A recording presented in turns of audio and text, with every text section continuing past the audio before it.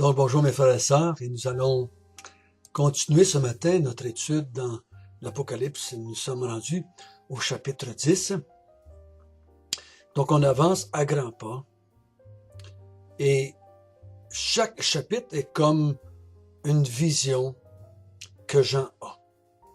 Et pour ça que j'aime mieux les voir dans un ensemble, même si on ne voit pas tous les détails, nous voyons l'image de cela. Si vous voulez avoir plus de détails sur certains points, peut-être vous pouvez écouter la série sur l'Apocalypse que j'ai faite à Val-d'Or, parce que pas à Val-d'Or, mais à Mont-Tremblant, en 2004-2005.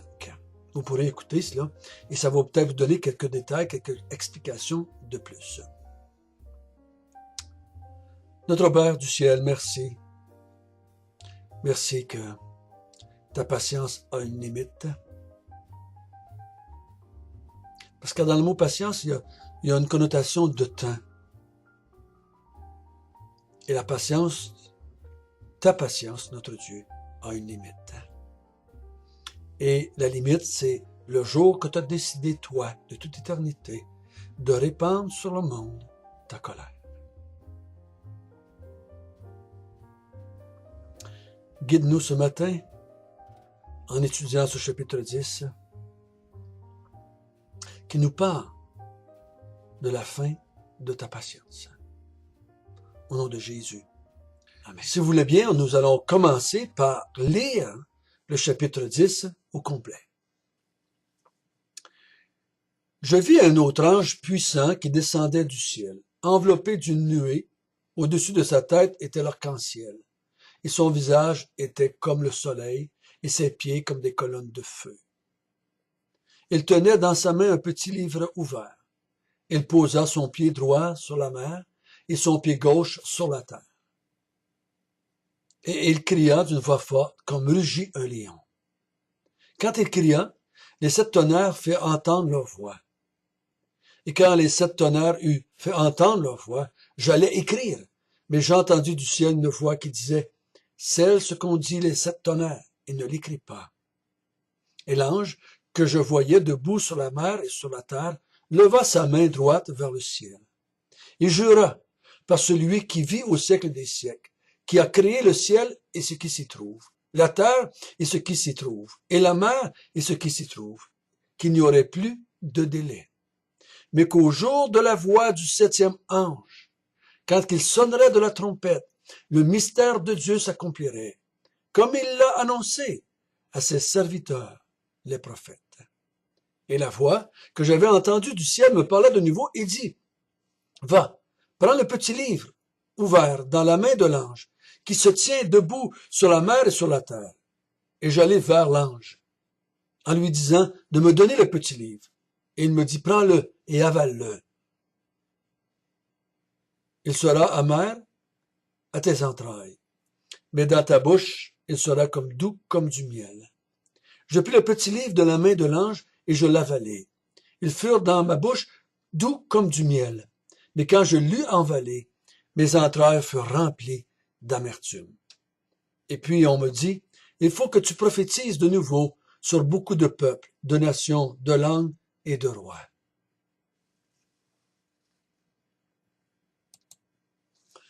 Donc Jean a une autre vision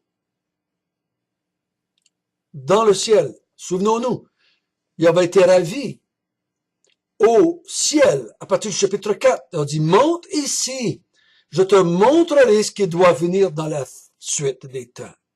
Donc, Jean est encore là, dans le ciel, en train de regarder et d'écouter la description ou le dévoilement de l'avenir de l'Église et du monde. Et nous sommes encore dans cette période de deuxième malheur. Vous vous souvenez? Il y avait eu un premier malheur, les sauterelles. Il y avait eu un deuxième malheur, la grande armée de chevaux. Et nous sommes encore dans cette période-là. Le troisième malheur va venir plus loin. Il va venir au chapitre 12. Mais ici, nous sommes dans cette période-là de malheur. Deuxième malheur. Et là, l'ange va avertir que quand la dernière trompette va sonner, quand le troisième malheur va commencer, ou la septième trompette, ça va être l'accomplissement des prophéties de la colère de Dieu. Donc Jean voit un ange puissant qui descend du ciel, enveloppé d'une nuée. C'est drôle de voir qu'il descend du ciel quand Jean lui-même est dans le ciel.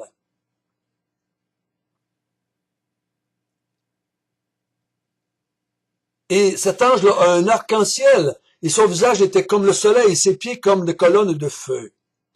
Plusieurs disent que c'est Jésus. Je ne crois pas personnellement. J'aime mieux penser que c'est un ange qui est décrit qui est un ange très puissant, mais je ne crois pas que c'est la même vision que Jean avait eue dans le chapitre 1 de la personne de Jésus qui était au milieu des chandeliers et qui avait un épée qui sortait de sa bouche et qui s'adresse aux églises. C'est pas le même personnage, je crois.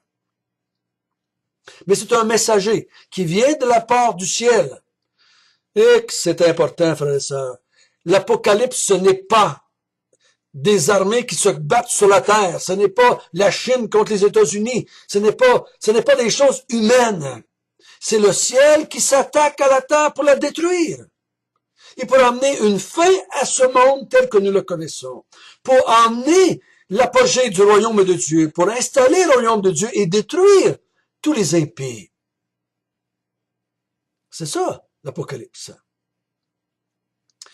Et au verset 2, l'ange met un pied sur la mer et un pied sur la terre, et il ouvre la bouche et il parle d'une voix forte comme rugit un lion.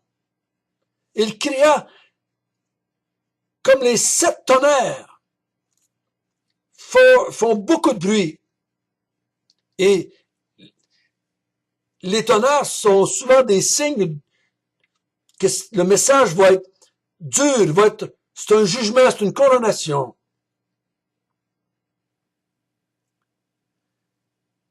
Et ces 7 tonnerres-là transmettent un message, disent quelque chose. Jean se dépêche à prendre son crayon pour écrire. Mais la voix qui est dans le ciel lui dit, non, non, non, non, n'écris pas cela. Scelle cela. L'ange que Jean voit lève la main droite vers le ciel et il dit, c'est terminé, il n'y en aura plus de délai. Lorsque la 7e trompette va sonner, l'accomplissement du mystère de Dieu va se faire. Quel est donc ce mystère? Un mystère, c'est quelque chose qui était caché, mais qui va être révélé. Donc, ce que Dieu avait annoncé va s'accomplir maintenant. Il l'avait annoncé par ses serviteurs, les prophètes. Donc, c'est pas quelque chose que les gens ne savaient pas, mais c'est quelque chose que les gens n'avaient pas vu s'accomplir encore, qui n'avaient pas vu le dévoilement de ces annonces-là. Donc, Dieu avait annoncé par les serviteurs et ses prophètes de l'Ancien Testament et du Nouveau Testament, il avait annoncé cette fin par Daniel, par Ézéchiel, par Isaïe, par Pierre. Il y a beaucoup de gens qui lui ont parlé de la fin des temps.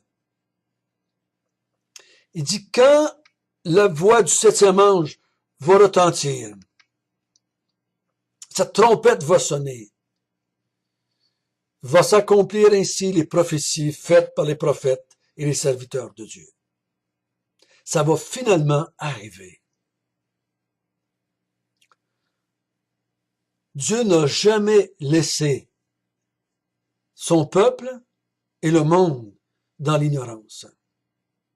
Il a averti dès le paradis qu'il enverrait quelqu'un écraser la tête du serpent. Et ensuite, à travers les prophéties, il a averti du déluge. Et Noé était un prédicateur dans ce temps-là. Et tout au long ensuite, par les prophètes, ils ont annoncé la venue du Messie. Et ensuite, il a annoncé encore la venue de la colère de Dieu sur le monde. Donc, ce qui est en train de dire l'ange ici, au son de la 7e trompette, il n'y aura plus de délai. Ça va s'accomplir.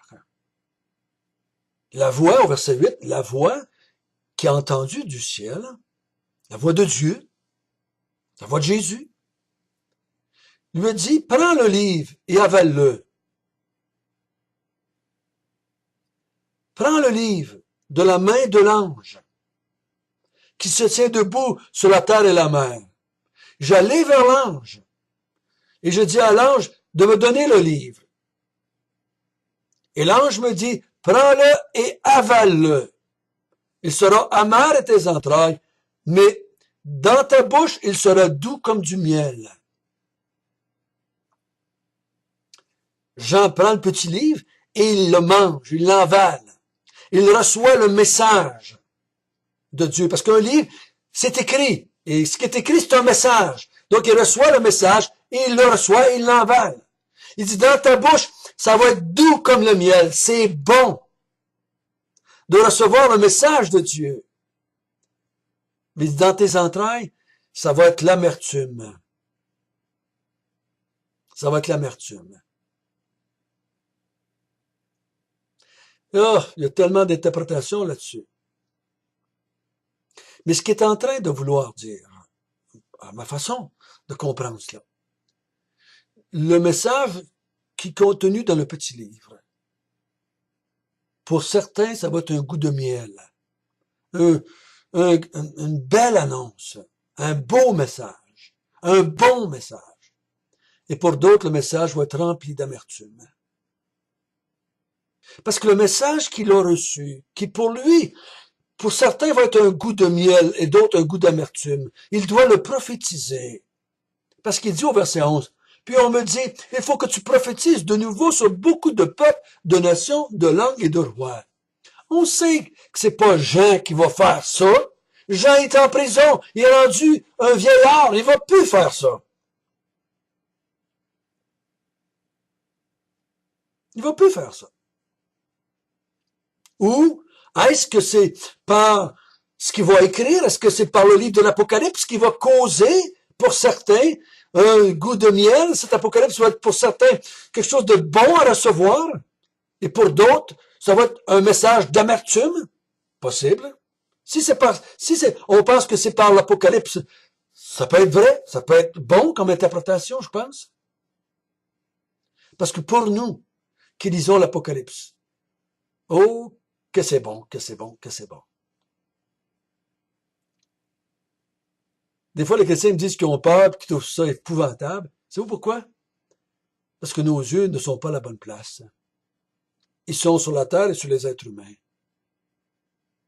Mais quand j'ai l'Apocalypse et que je lève mes yeux vers Dieu et son trône, vers Christ et son trône, c'est doux comme le miel. C'est fantastique. Parce que mon désir, c'est pas de sauver les êtres humains. Mon désir, c'est de glorifier mon Dieu. Et il n'y a rien qui glorifie plus Dieu que la croix. Après ça, c'est l'Apocalypse. La croix est une grande manifestation de la gloire de Dieu. Pourtant, c'est une montagne où ce qu'on tue du monde. C'est des croix, c'est des potences. C'est un lieu de mort, mais pourtant, ça a glorifié Dieu à l'extrême. Et quand je regarde l'Apocalypse et que je pense à Dieu, que je pense à Christ, que je pense au peuple de Dieu, c'est bon, c'est doux, c'est merveilleux, c'est grandiose, c'est magnifique. Et je peux pas faire autrement que de tomber sur ma face avec les vieillards et les êtres vivants et d'adorer Dieu. Je peux pas faire autrement que de me joindre à la foule en robe blanche et de crier Alléluia, gloire soit rendue à notre Dieu, honneur, puissance, grâce à notre Dieu, car il a vaincu. Il a vaincu. Frères et sœurs, soyons sûrs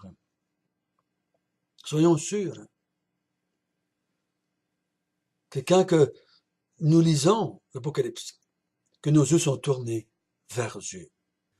Donc, frères et sœurs, encore une fois, le message est pour l'Église qui l'a reçu, premièrement, n'est-ce pas? Donc, pour ceux qui persévéraient, ils sont contents de voir que finalement, Dieu va mettre une fin à ce monde de folie qui les fait mourir. Alors, je me souviens, un jour, j'ai rencontré un pasteur qui avait été pasteur en Russie pendant longtemps. Peut-être certains d'entre vous qui écoutez cela, vous allez vous rappeler cela. Il était venu de Russie. Et on avait jasé avec à différentes reprises.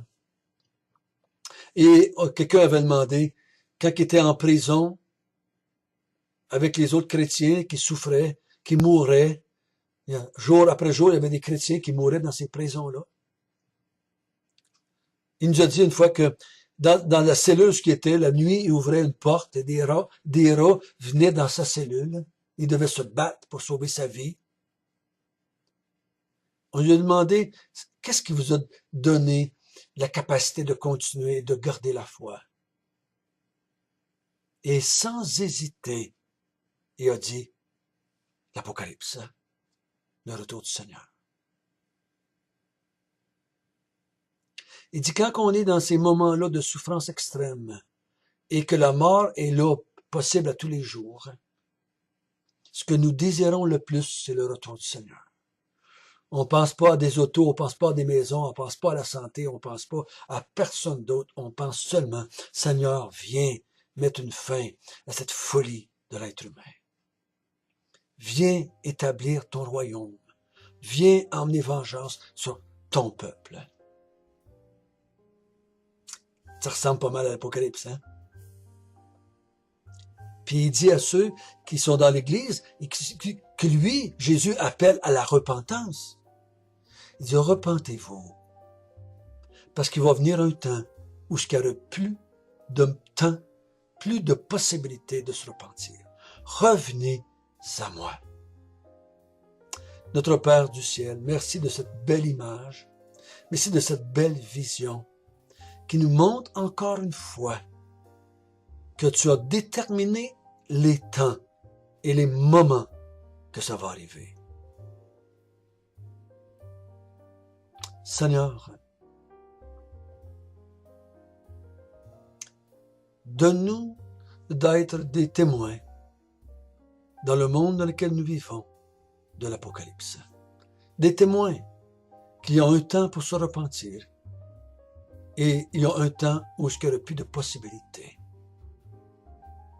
Il y a un temps où la colère de Dieu va s'abattre sur tous ceux qui ne l'ont pas adoré et servi. Au nom de Jésus. Amen.